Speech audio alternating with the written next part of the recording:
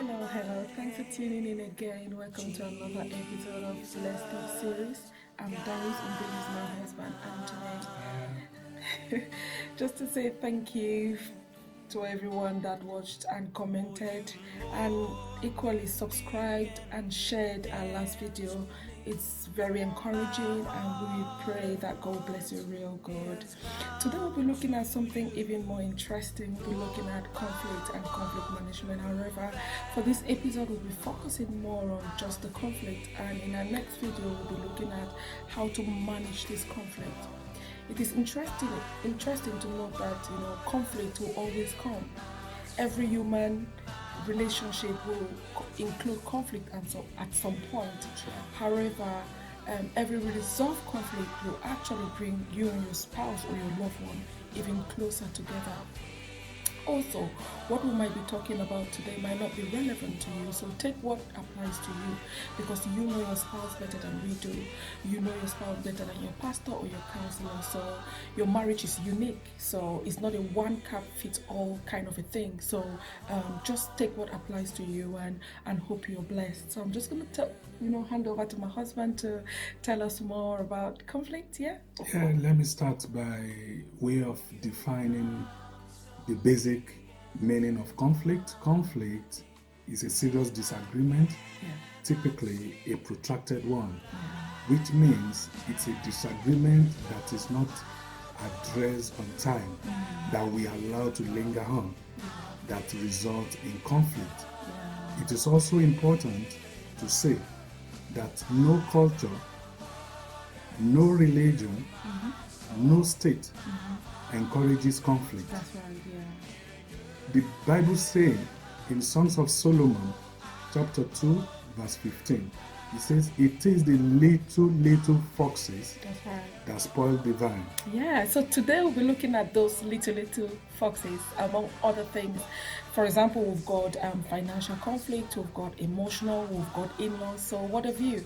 But today we'll be looking at those little things that sometimes builds up into bigger things. Yeah, for example, there was a news just a couple of days ago about a lady that poured hot water on the husband. Yeah.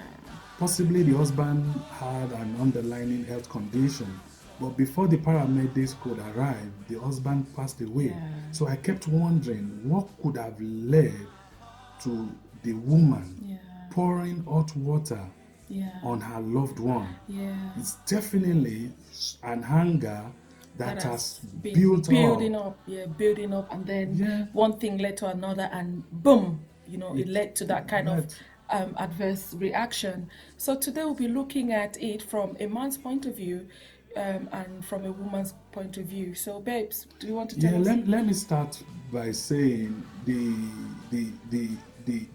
first issue that I consider as a man, it might sound little, but somehow, if not properly addressed, it always leads to bigger issues in a home. Yeah. It's about woman bringing issues in retrospect. Sometimes you would have considered an issue being addressed, possibly apologize, and you consider it to have been bygone. Then an issue occurs.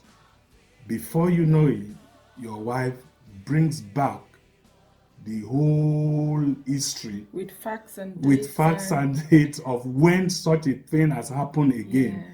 It makes a man angry.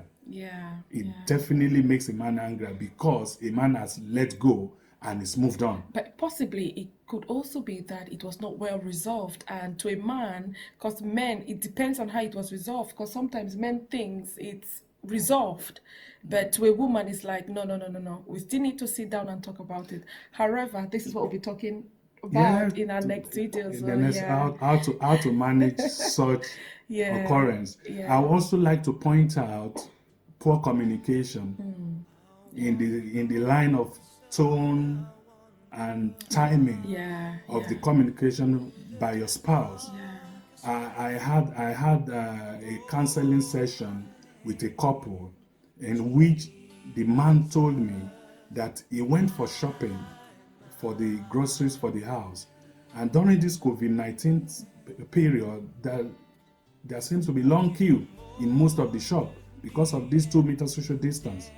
And this man spent 2 hours plus Queuing, doing shopping, and on coming back home, he forgot something. he forgot to buy ketchup. Yeah. As simple, as little as ketchup, the woman presented it in a way that how on earth will you forget ketchup after you know that the children has run out of ketchup?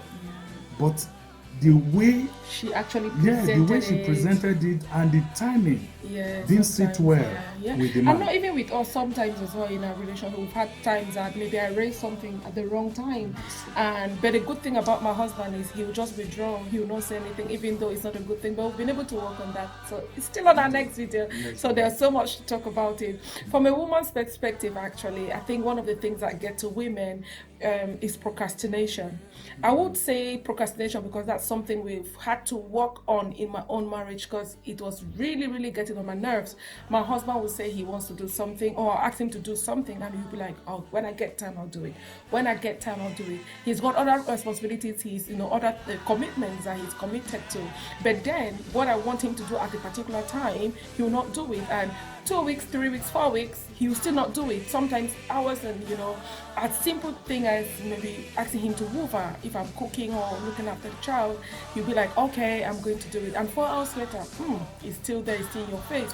And but that actually relates to one of the items that men will also consider as an issue with women. And that is impatience. Because most of our women, they want an issue to be addressed straight on and there.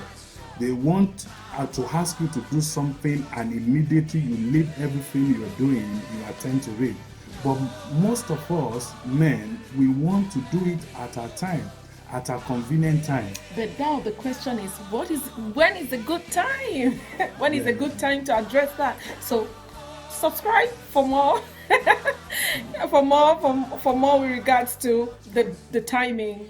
And then another thing for a woman as well is dealing with an irresponsible man, a man that is not pulling his weight, a man that allows all the responsibility on the woman. I heard of a scenario whereby the man could not even keep a job for more than 6 months. So every time he goes in, someone get him angry, he leaves. Every time. So in those periods where he's off work, the wife has to look after take all the burden, the financial burden and every other thing.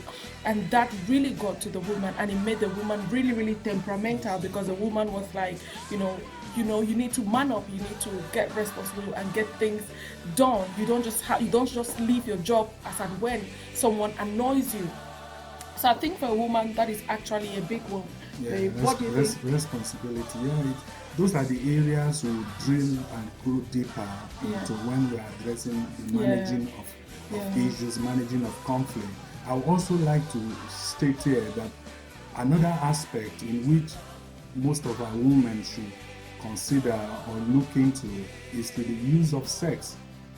As I always say, in punishing a man after an issue. A scenario when husband and wife they have set themselves, they have sensitized themselves to go on and fire at themselves, enjoy themselves on their matrimonial bed, and an issue just occur in between, and getting to the bed, the woman is saying, no, don't touch me, don't get close to me, because of one thing.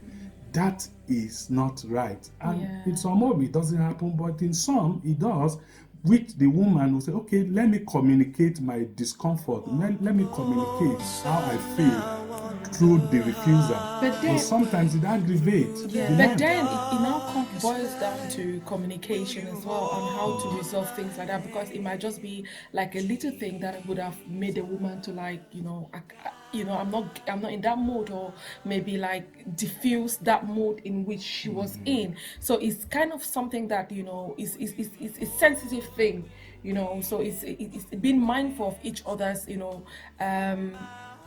feelings, yeah, per time.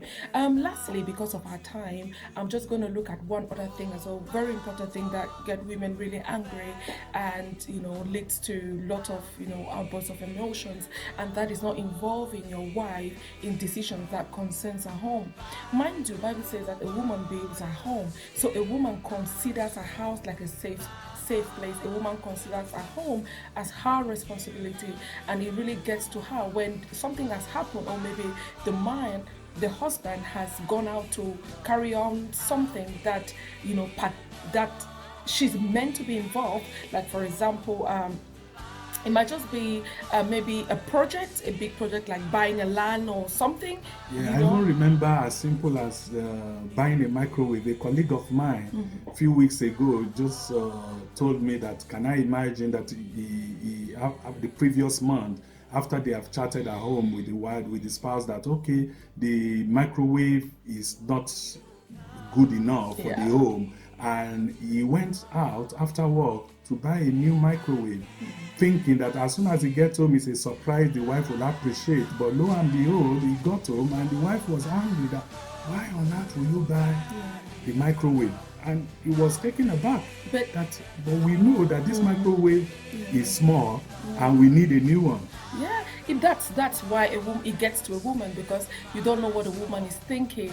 It might just be that there's a need that the man has not identified in the house. Like for example, maybe a baby's shoes, or maybe nappies that the money at that time would have helped to sort it out. But then you've taken it to buy a microwave, which is still important. But then you would have told her, and then she'll be able to relay back to you that at the moment we can manage with what we have, but we want to actually use this money to do something else. Because of our time, we're not going to talk much. In our next video, we're going to talk more on how to manage some of these conflicts. Hope you were blessed, and look forward to seeing you in our next video. God bless you. Subscribe, make comment. Feedback is important. Yeah. We can only but improve and improve. God bless you with your input. Bye-bye.